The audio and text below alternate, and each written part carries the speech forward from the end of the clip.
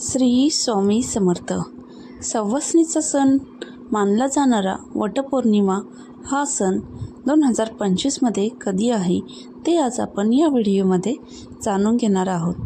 हिंदू पंचांगानुसार ज्येष्ठ मासातील पौर्णिमा तिथीला वटसावित्री पौर्णिमा साजरी केली जाते. वटसावित्री पौर्णिमा साजरी करण्याचे धार्मिक असे महत्त्व देखील आहे.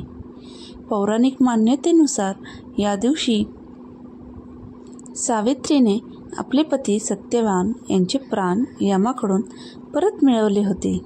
त्यामुळे सौभाग्यवती स्त्रिया आपल्या पतीच्या दीर्घायुष्यासाठी या दिवशी वडाची पूजा करतात.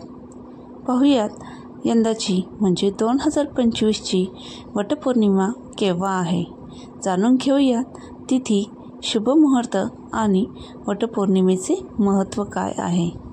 चॅनलवर जर नवीन असाल तर चॅनलला सबस्क्राईब करायला विसरू नका. तसेच व्हिडिओ आवडल्यास व्हिडिओला लाईक देखील करा.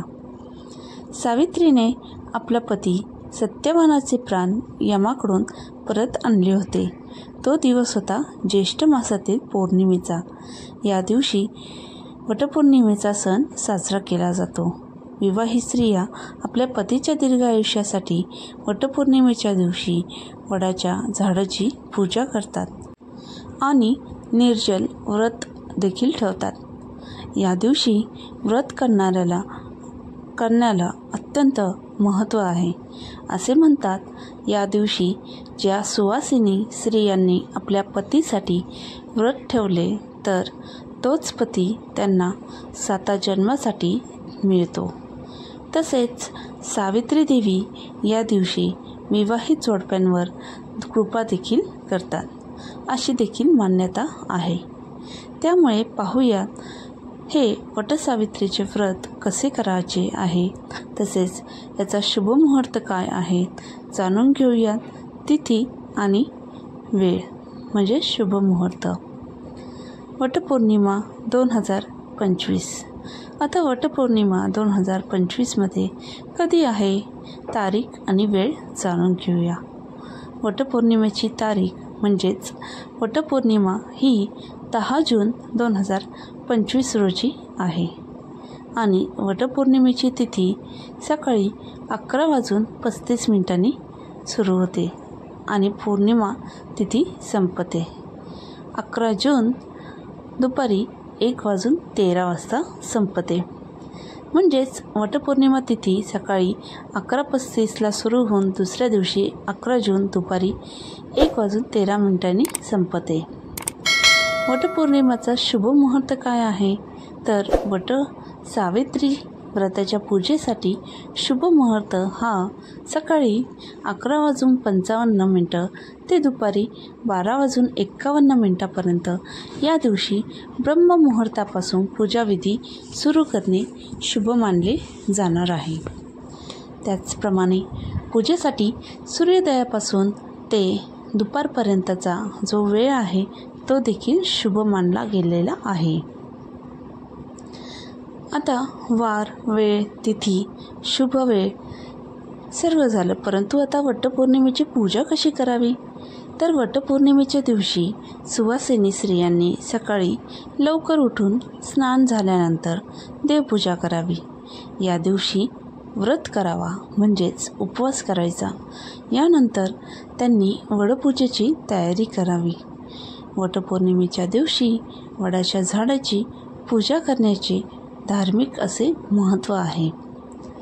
त्यामुळे वडपूजेसाठी लागणारे जे काही साहित्य आहे जसे की धूप, दीप, अगरबत्ती, हार, फुले, 5 फळे, मुख्यतः आंबा.